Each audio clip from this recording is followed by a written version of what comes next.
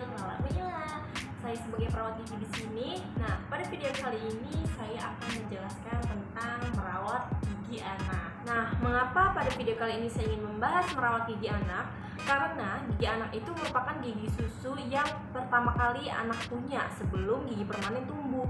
Nah, gigi susu ini sangat krusial atau sangat menjadi penentu bagaimana keadaan gigi permanennya, seperti itu. Nah, gigi susu sendiri mempunyai beberapa fungsi, di antara lain yaitu untuk membentuk wajah, kemudian bisa juga untuk bagaimana cara berbicara dan mengunyah tentunya, serta juga sebagai tour guide nih. Apa sih tour guide? Tour guide itu sebagai penentu untuk jalannya atau bagaimana nanti gigi permanen akan tumbuh. Apakah gigi permanennya nanti akan bagus? Itu tergantung juga nih kepada gigi susu anak. Jadi jangan disepelekan ya untuk merawat gigi susu ini atau merawat gigi anak. Tumbuhnya mulai dari usia 6 sampai 10 bulan.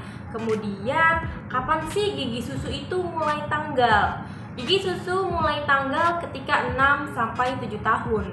Tapi ada beberapa kasus juga nih yang gigi susunya itu gigi tetapnya itu udah tumbuh, tapi si gigi susunya belum goyang atau belum copot. Nah, pernah lihat nggak yang kayak gini nih? Nah, ini namanya persistensi, teman-teman. Persistensi itu seperti ini.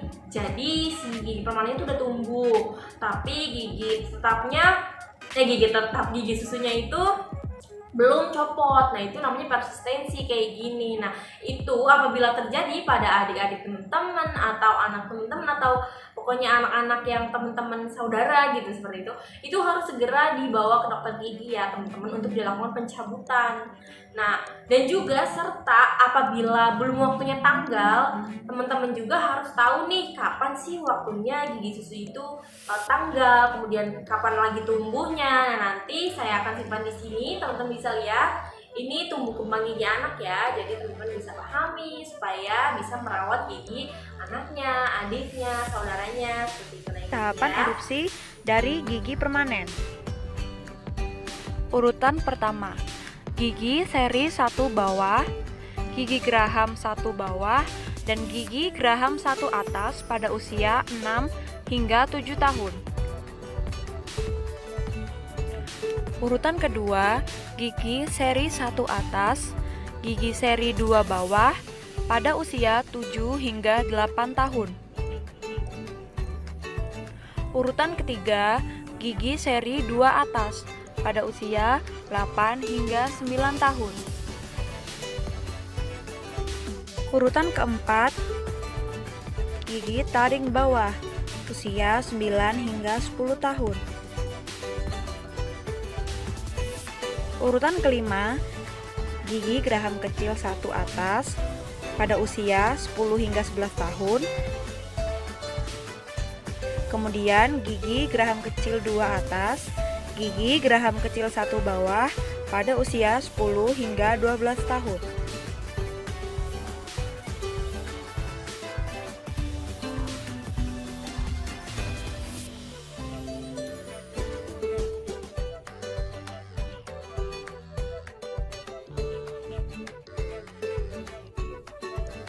Gigi geraham 2 bawah pada usia 11 hingga 13 tahun.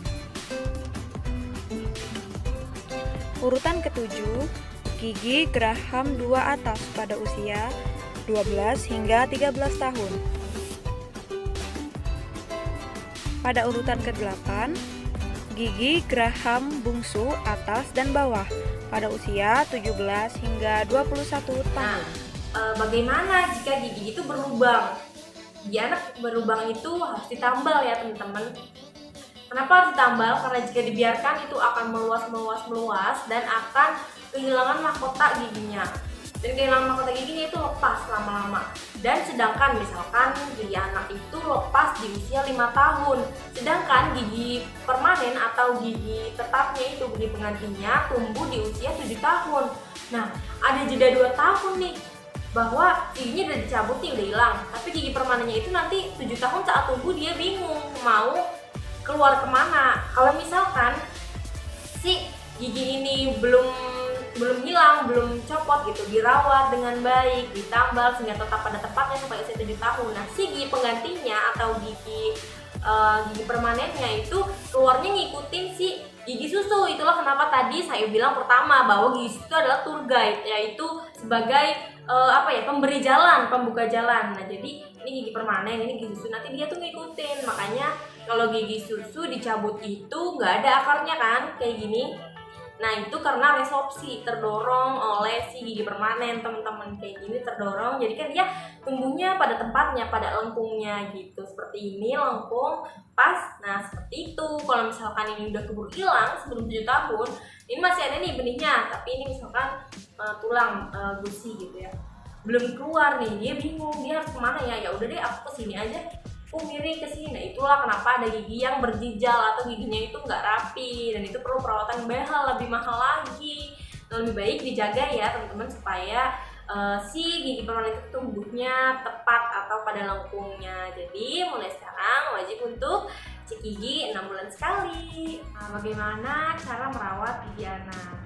Yang pertama, ada beberapa makanan yang menyehatkan gigi nih, antara lain seperti buah-buahan yang berserat, yaitu buah, pir, apel, seperti itu jenisnya teman-teman. Jadi itu bisa dikonsumsi. Si buah-buahan berserat tersebut mempunyai sistem self cleansing. Jadi ketika kita mengunyah itu, si buah itu tuh sambil membersihkan gigi anak. Jadi biasakan anak untuk mengonsumsi buah-buahan yang berserat. Kemudian juga sayur-sayuran nih, bagus banget untuk gigi teman-teman, yang berserat juga, karena itu juga bisa self cleansing seperti itu. Nah, kemudian makanan-makanan yang dihindari itu ada coklat, kemudian seperti yang manis dan lengket, dodol, seperti itu. Nah, itu boleh dikonsumsi oleh anak.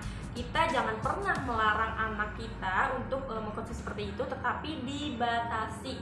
Jadi jangan terlalu sering. Kemudian setelah makan yang manis itu, kita anjurkan atau kita biasakan untuk berkumur air putih seperti itu. Dan tentunya selanjutnya yaitu menggosok gigi dengan menggunakan sikat kecil yang bulunya halus, jangan yang bulunya kasar karena dapat melukai gigi anak seperti itu. Nah, menggosok giginya seperti ini teman-teman caranya. Yang pertama, di gigi bagian depan disikat dari arah gusi ke bawah, di bagian atas seperti ini, dan bagian bawah dari gusi ke atas seperti ini. Kemudian untuk di bagian belakang dengan dibulat-bulatkan seperti ini, sama yang kanan juga dibulat-bulatkan. Untuk bagian dalam dengan cara dicungkil seperti ini, yang atas juga seperti ini. Jangan lupa bagian pengunyahan disikat ya.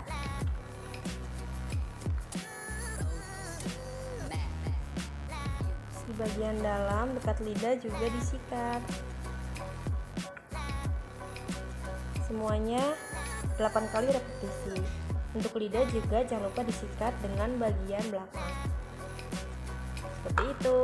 Setelah rajin mengonsumsi buah-buahan yang menyehatkan gigi, sayur-sayuran yang menyehatkan gigi, dan mengurangi konsumsi makanan yang dapat merusak gigi dan juga menggosok gigi, nah, peran kita sebagai orang tua adalah rajin mengajak kontrol atau rutin periksa ke dokter gigi. Mengapa demikian? Para dokter gigi ini sangat membutuhkan peran orang tua di sini. Apabila orang tua hanya memeriksakan anaknya ketika sakit atau tidak rutin, ketika bolong saja, sakit saja, itu nanti belum terjalin emosional. Jadi anak itu masih anak itu suka takut, kayak nangis, karena mereka belum terbiasa ketemu sama dokter gigi, perawat gigi, tenaga kesehatan gigi seperti itu.